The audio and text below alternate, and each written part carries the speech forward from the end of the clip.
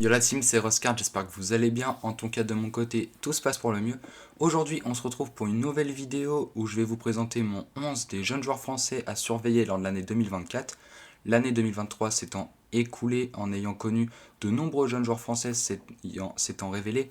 Je pense notamment à Sacha Boey, Michael Olise ou bien plus récemment Warren Zaïre-Emery. J'espère que la vidéo vous plaira car j'ai très intéressante de vous présenter ce 11 de jeunes talents dont on n'entend pas forcément parler à mon goût. Donc j'espère que la vidéo vous plaira comme je viens de vous le dire. N'hésitez d'ailleurs pas à vous abonner, à liker et à commenter la vidéo, ça me ferait super plaisir. Et sans plus tarder, on va passer à la suite. Donc je vous souhaite à tous une bonne vidéo. Le premier joueur dont on va parler, c'est Obed Nkambadio. Alors, Obed Nkambadio, c'est un gardien de 20 ans qui joue au Paris FC et qui est international français U21. Il est titulaire, même montre très bien qu'il mérite sa place de titulaire depuis les mauvaises performances de Filipovic au poste de gardien de but. Obed Nkambadio, sur ce début de saison, il est à 11 matchs pour 10 buts encaissés et 5 clean sheets seulement. Donc c'est quand même un très bon ratio de buts encaissés pour des clean sheets. Donc je pense qu'Oben Cambadio, lui qui est en Ligue 2, en train de remplacer Filipovic au poste de gardien de but au Paris FC, je pense c'est un joueur qu'il faut surveiller. En plus, lui qui va sûrement jouer ce soir, car à l'heure où je tourne, on est le 13 janvier. Donc ça va être la reprise de la Ligue 2 et j'ai vraiment hâte de voir ce jeune joueur jouer pour le Paris FC. Le deuxième joueur dont on va parler, c'est le latéral gauche, Bradley Loco, qui joue au Stade Brestois, qui a 21 ans et qui est international français U21. Donc il réalise une première grosse partie de saison avec le Stade Brestois, où il est en train de monter en puissance depuis le début de la saison. Il est 9e meilleur dribbleur de Ligue 1 et est bon en défense et en attaque avec des bons centres, solide physiquement, compliqué à bouger en gros. Et il est en train de s'améliorer dans tous les aspects du jeu au poste de latéral gauche. En plus, j'en avais déjà parlé justement dans ma vidéo de mon 11 des révélations de la Ligue 1 à la mi-saison. Et je pense que Bradley Loco mérite sa place aussi dans cette vidéo. Lui qui avait déjà été courtisé en début de mercato par un club qui joue l'Europe, si je ne me trompe pas, je crois que c'est Galatasaray. Et c'est pour ça que Bradley Loco, ça va être un joueur à surveiller tout au long de l'année 2024. Le troisième joueur, c'est Soumaïla Koulibaly. Alors, il joue au Royal Antwerp où il est prêté par le Borussia Dortmund.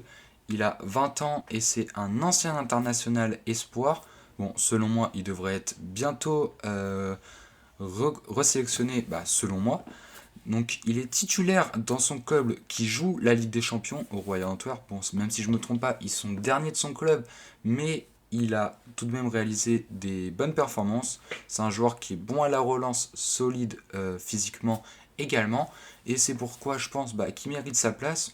Parce que sur les réseaux sociaux, donc Internet, YouTube et tout, je ne vois personne en parler de ce joueur. Lui qui réalise pourtant de bonnes performances à Antwerp à son jeune âge. Et même où en Ligue des Champions, il m'avait l'air quand même très serein au poste de défenseur centre. Donc je pense que Soumaïla Koulibaly va être à surveiller au Royal Antwerp pour la fin de la saison 2023-2024. Et début de la saison du coup 2024-2025, ça va être un joueur à observer. Lui, quand il va revenir à Dortmund, je le verrai bien gagner du temps de jeu dans le club de Dortmund. Au poste de défenseur central qui va accompagner Soumaïla Koulibaly, ça va être le jeune monégasque Sungutu Magassa qui a 21 ans et qui est international français U21. Il a réalisé un bon premier début de saison où il a d'ailleurs, si je ne me trompe pas, été titulaire de nombreuses fois avec l'équipe de Monaco où il m'avait quand même un petit peu impressionné lors de ses matchs. Quand on regarde ses stats sur F-Bref à Soumaïla Koulibaly, c'est un joueur qui a de grosses qualités de tacle, une bonne interception et récupération. Il est aussi également utile à la construction du jeu avec de bonnes passes et de bons dribbles. Lui qui avait réalisé, comme je viens de vous le dire, une bonne première partie de saison, je pense que Sungutu Magassa va être un joueur à observer. Lui qui est capable de jouer en défenseur central, mais aussi un petit peu plus haut sur le terrain en tant que milieu défensif. C'est un joueur un petit peu polyvalent, un défenseur centre libéraux. Donc je pense que Sungutu Magassa va être un joueur à observer du côté de Monaco lors de l'année 2024. Le latéral droit qui est selon moi à suivre lors de l'année 2024, ça va être Valentin Gendré. C'est un latéral droit de 23 ans qui évolue à Lecce et qui est international français U21, enfin un ancien international. Il est titulaire dans son club de Lecce en Serie A et en constante progression depuis son arrivée dans le club. Il a connu une promotion en Serie A après quelques bonnes années en Série B. En ce début de saison, il est à 19 matchs pour un but et 2 passes décisives. C'est un latéral droit assez complet, c'est-à-dire qu'il est bon en attaque et assez bon défenseur. En plus de ça, le joueur sait se montrer décisif, en démontre du coup son but et ses 2 passes décisives en 19 matchs. Je pense que du coup Valentin Chandré, ça va être un joueur à surveiller lors de cette année 2024. Lui qui avait été courtisé cet été par des clubs un petit peu partout en Europe. Donc je pense que Valentin Chandré à Lecce, qui est en constante progression depuis plusieurs années, est un joueur à surveiller pour cette année 2024. Au milieu de terrain, désormais, on va parler d'Enzo Loyodis, qui a 23 ans, qui évolue à Las Palmas, qui réalise un bon début de saison depuis leur montée en D2, et qui est un ancien international français U21. En ce début de saison, il était titulaire avec Las Palmas, où il avait réalisé de grosses performances. C'est un joueur très prometteur de son temps à Dijon, mais qui a eu un petit peu de mal à décoller. Et donc, depuis son arrivée à Las Palmas, c'est un joueur qui retrouve un petit peu son niveau et son potentiel d'avant. Quand on regarde ses stats sur FBref, c'est un joueur assez important dans la construction du jeu parce qu'il est assez bon dribbleur et bon passeur. Il est aussi un petit peu capable de jouer défenseur puisqu'il a des bonnes qualités de tacle et un très bon jeu dans les airs.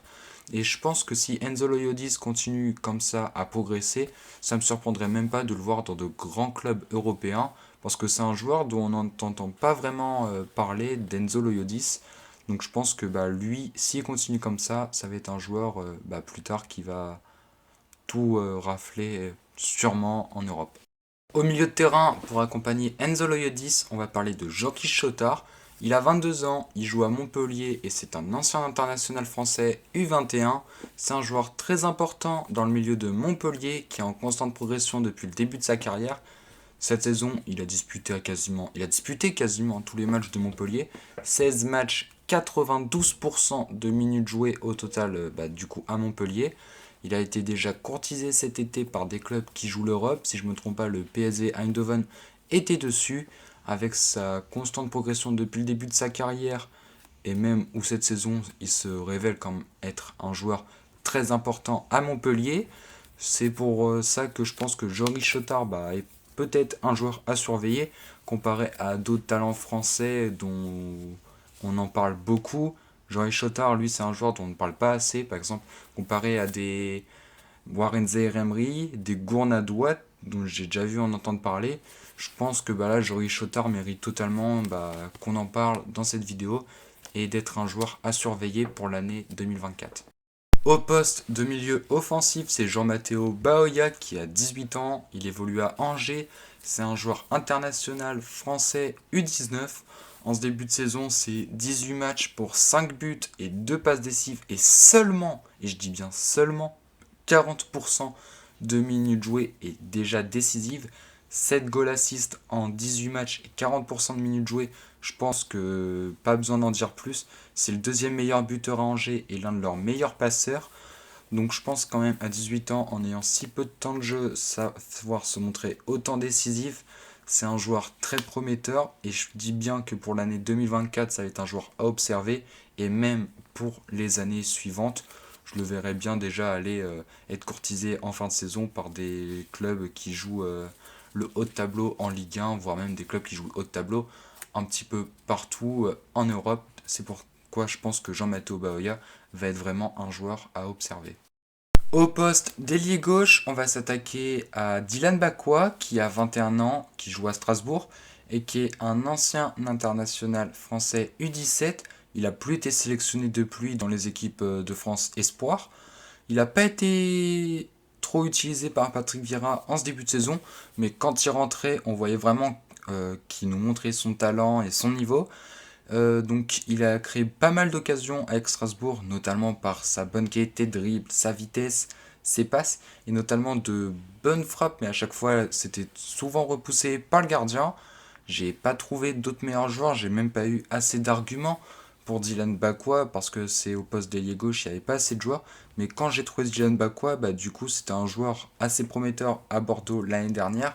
Et je pense qu'il va être assez utilisé par Patrick Vieira à Strasbourg en 2024, lui qui avait commencé à se montrer décisif en fin d'année. En 2024, Dylan Bakwa, je le verrai bien être utilisé par Patrick Vieira et enfin décoller avec le Racing Club de Strasbourg. L'ailier droit, désormais, c'est Wilson Odobert qui évolue à Burnley, il a 19 ans. C'est un international français U20 et pour sa première saison en Angleterre, lui qui a signé à Burnley pour 12 millions en provenance de l'Estac 3, il est sur une saison à 16 matchs pour 4 buts et une passe décisive, je vous rappelle, à seulement 19 ans. Avec de tels débuts prometteurs en Angleterre, ça va être un joueur qui va être à suivre. Donc c'est un ailier percutant sur son côté, qui est rapide, dribbleur, décisif. Début de saison, il n'était pas trop utilisé par Vincent Kompany, si je ne me trompe pas, à Burnley. Mais il a su s'imposer et se montrer dangereux en démontre ses 4 buts et une passe décisive avec une équipe de Burnley qui n'est pas forcément en forme en première ligue. Donc je pense que Wilson Odobert, s'il continue du coup sur cette lancée, on pourrait même le voir dans de plus gros clubs. Lui qui est en train totalement, selon moi, de s'éclater à Burnley en Angleterre, même si le club n'est pas forcément à sa meilleure forme. Wilson Odobert, ça va être un joueur selon moi qu'il va falloir beaucoup surveiller lors de cette année 2024. Le dernier joueur de la vidéo, ça va être au poste de buteur. Ça va être un joueur dont on ne parle peut-être pas, mais c'est Ange Johan Boni. Il a 20 ans, il évolue à Parme, qui est premier de série B. C'est un international français U20. Cette saison, il est à 21 matchs pour 5 buts et 6 passes décisives, ce qui est excellent. À 20 ans, je vous le rappelle. Ses stats sur F-Bref, vraiment, il y a du vert partout quand on regarde. Il a un gros taux d'expected goals, il est bon dans la progression du jeu, c'est un bon dribbleur, un bon passeur, un joueur doué à la finition. Vraiment, c'est l'un des pièces maîtresses en attaque à Parme cette saison. Et vraiment, c'est pourquoi c'est un joueur à suivre et ça ne me surprendrait même pas de le voir, comme je vous l'avais dit, comme je l'ai dit, si je ne me trompe pas, pour Jean-Matteo Baoya, de le voir dans des clubs qui jouent le haut de tableau dans 2-3 saisons, s'il continue sur cette lancée. Et c'est pourquoi je pense qu'Ange Johan Boni, ça va être un joueur à grandement surveiller lors de cette année 2024.